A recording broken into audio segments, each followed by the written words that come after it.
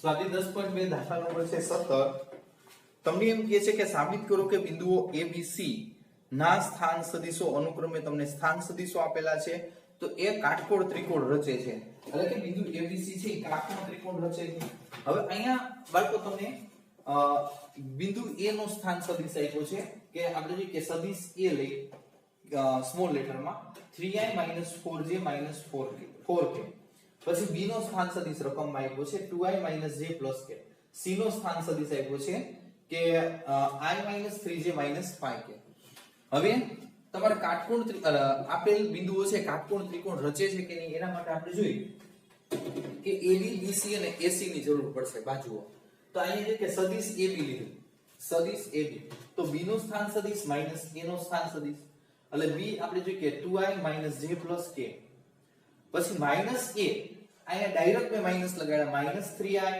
+ 4j + 4k તો અહીંયા વિચારી શકો કે 2i - 3i એટલે -i 4j - j એટલે +3j 4k + k એટલે 6k sorry 5k sorry ready 4 ને 1 5 પછી આપણે કે સદિશ BC તો c નો સ્થાન સદિશ માઈનસ b નો સ્થાન સદિશ c i - 3j - 5k b minus છે એટલે આગળ માઈનસ -2i + j -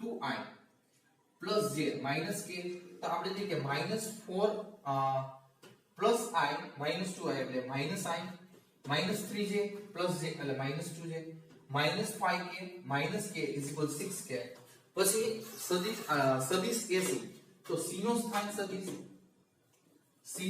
સદિશ માઈનસ a નો સ્થાન સદિશ હવે c નો સ્થાન સદિશ i - 3j - 5k i - 3j - 5k પછી a તો -3i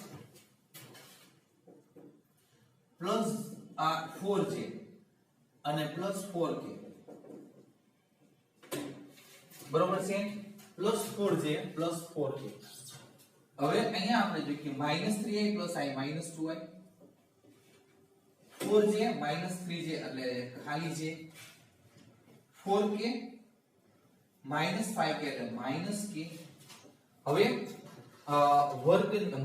વર્ગ લેવાનું છે તો આપણે જોઈએ કે સદિશ AB મોડ સ્ક્વેર હવે આપણે ગમે એનો મોડ લઈ છોકરાઓ તો અંડરરૂટ માં લઈ કે √a² + b² + c² એ રીતે હવે અહીંયા વર્ગ લઈ લીધો આથી અંડરરૂટ નહીં આવે સામેની બાજુ તો આપણે સદિશ A તો ij k ના સહગુણકના વર્ગનો સરવાળો એટલે અહીંયા -1 એટલે +1 વર્ગ કરશો એટલે 3 ના 9 વર્ગ કરશો એટલે અને 5 ના 25 સામે જોઈએ કે આપણે કેટલા ટોટલ કેટલા આવશે 9 10 10 ને અહીંયા આવશે 35 પછી એ જ રીતે આપણે જોઈએ કે BC લઈ BC² મોડ BC સદિશ BC² તો આપણે જોઈએ કે BC² તો -1 નો વર્ગ -2 નો વર્ગ અને -6 નો વર્ગ એટલે ટોટલ 1 + 4 + 36 6 નો વર્ગ આપણે જોઈએ કે 36 40 ને 41 પછી આપણે જોઈએ કે mode CS²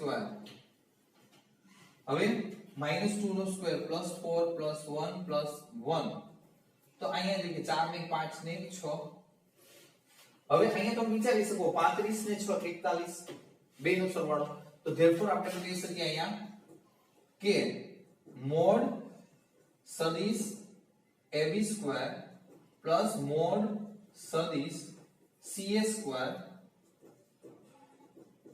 is equal mode સદિશ BC² તો આપણે કહી શકીએ અહીંયા બાળકો બિંદુઓ ABC છે બિંદુઓ ABC therefore બિંદુઓ A અલ્પવિરામ B અલ્પવિરામ C એ કાટકોણ ત્રિકોણ રચે છે જે આપણે સાબિત કરવાનું હતું કાટકોણ ત્રિકોણ રચે છે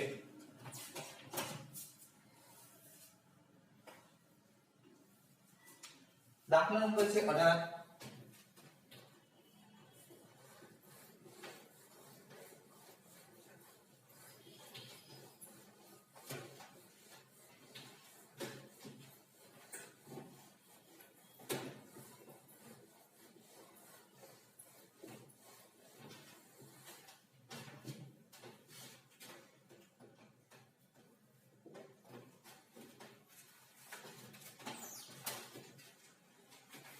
હજુ કે એમાં દાખલા નંબર 18 છે એક પ્રકારનો MCQ છે. હવે એના માટે એક થિયરી છે નાની એવી. હજુ સદિશ સરવાળા માટે ત્રિકોણનો નિયમ. સદિશ સરવાળા માટે ત્રિકોણનો નિયમ. તો બાળકો અહીંયા ત્રિકોણ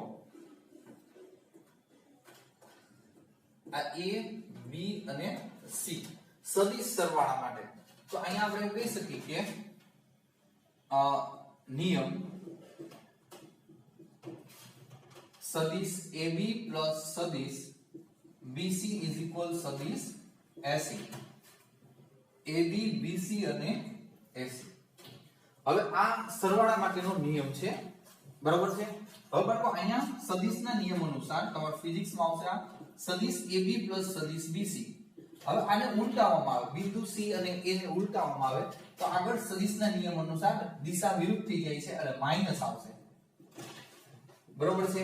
હવે આ પદ માઈનસ છે, આ સાઈડ આવે એટલે પ્લસ થશે. તો સદિશ AB પ્લસ સદિશ BC પ્લસ સદિશ CA ઇઝ ઇક્વલ 0. એટલે આ નિયમ મુજબ તમારે આ MCQ સોલ્વ કરવાનો છે. હવે MCQ વાંચી એટલે તમને ખબર પડે.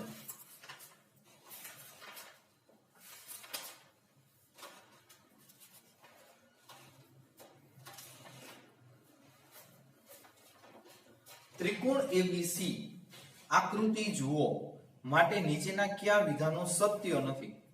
જો કયું વિધાન સત્ય નથી, બરોબર છે, એ તમારે કહેવાનું છે. તો પહેલા તો આપણે જોઈએ કે A તો AB BC CA is equal સદિશ 0 શૂન્ય સદિશ. તો જો AB BC CA એટલે આ સાચું છે નિયમ અનુસાર. એટલે નીચે આપણે એમ કહી શકીએ કે A જે છે એ સાચું છે, આમ લખી શકીએ. હવે B નો ભાગ તો B શું કહે છે કે AB BC AC is equal 0. જો આને લ્યો આ પહેલું વેલ્યુ તો આપણે કહીએ કે સદિશ AB સદિશ BC. હવે આને ઉઠાઈને આ બાજુ લ્યો તો પ્લસ છે તો કેવા થઈ જાય AC ઇઝ ઇક્વલ શૂન્ય સદિશ જે કાઈ હોય આ શૂન્ય સદિશ. તો આ પણ કેવું થશે સાચું. જો આને આ બાજુ લઈ લીધું માઈનસ થઈ જશે એટલે B કેવું થશે સાચું. હવે C ની વાત. C માં તમને એમ કહે છે કે AB BC CA is equal 0. AB BC CA કહે છે તો અહીં કેવું છે નિયમ અનુસાર પ્લસ. એટલે આ આપણે જોઈએ કે C કેવું થશે ખોટું થશે. પછી D નિયમ અનુસાર C ખોટું. D શું કહે છે AB BC અલા AB CB CA is equal 0. હવે બળતો આ જે છે પદ એને આપણે ફેરબદલી કરવી હોય તો આપણે કહી શકીએ AB સદિશ એમનો. મેં તમને હમણાં જ વાત કરી બળતો આ બિંદુ બદલે તો દિશા વિરુદ્ધ થાય એટલે વિરુદ્ધ થાય એટલે આગળ માઈનસ થાય. તો CA એટલે CB plus AC CA sorry CA is equal 0. તો તમે જોઈ શકો નિયમ અનુસાર આ પદ કેવું થશે સાચું થશે. અહીંયા આ બિંદુ બદલ્યા છે એટલે આગળ માઈનસ નિશાની થઈ ગઈ. તો AB CB CA is equal 0. એટલે અહીંયા એમ કહી શકીએ D પણ કેવું થશે સાચું. D પણ સાચું થશે. રેડી. હવે 19મો પ્રશ્ન છે. આ ત્રિકોણના નિયમો છે. સદિશ માટે ત્રિકોણના નિયમ ખાસ ધ્યાન રાખજો. સરવાળાના નિયમ.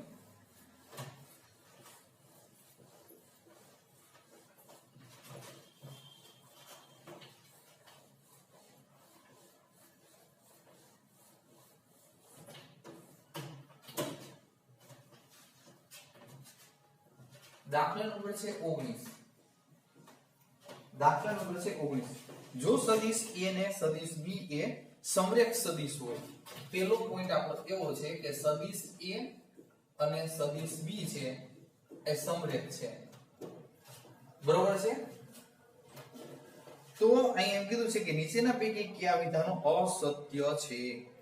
કોઈ સદિશ લેમ્ડા માટે સદિશ B is equal લેમ્બડા સદિશ a, સદિશ b is equal લેમ્બડા સદિશ a.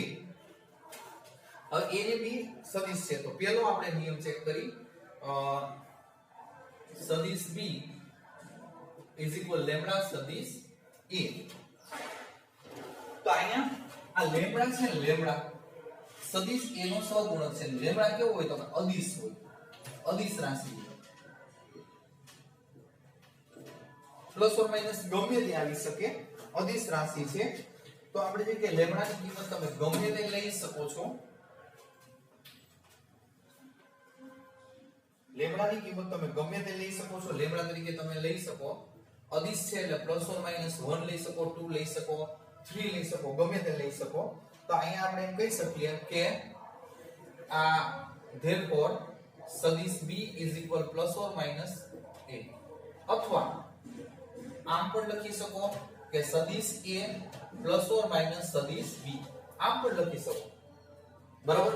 જો સદિશ a ને સદિશ b સમરેખ હોય તો આની શરત જ છે કે સદિશ b is equal લેમ્બડા સદિશ a. હવે આ શરત હોવાથી a ને b સદિશ a ને b સમરેખ થઈ શકે છે, અને આ રીતે હોય તો તમે આ રીતે લખી શકો. તો લેમ્બડા અદિશ રાશિ છે તો પ્લસ ઓર માઈનસ 1 લીધા, બરોબર છે, પ્લસ ઓર માઈનસ. તો આ જે પદ છે એને આમ પણ લખી શકો સદિશ a પ્લસ ઓર માઈનસ સદિશ b. તો અહીંયા આપણે જોઈએ કે તમારા બે વિકલ્પો a ને b બંને સાચા થાય છે કેના સમરેખતાની શરત અનુસાર, સદિશ માટેની સમરેખતાની શરત અનુસાર. ધારો કે આપણે એમ કહીએ સદિશ x અને સદિશ y સમરેખ હોય, બરાબર, સમરેખ હોય તો આને આપણે લખી શકો સદિશ x is equal લેમ્બડા સદિશ y, અથવા આમ કહી શકો કે સદિશ y is equal લેમ્બડા સદિશ x, આમ પણ લઈ શકો અને ઊંધું પણ વિચારી શકો. તો આ બે એક જ વસ્તુ છે. રેડી.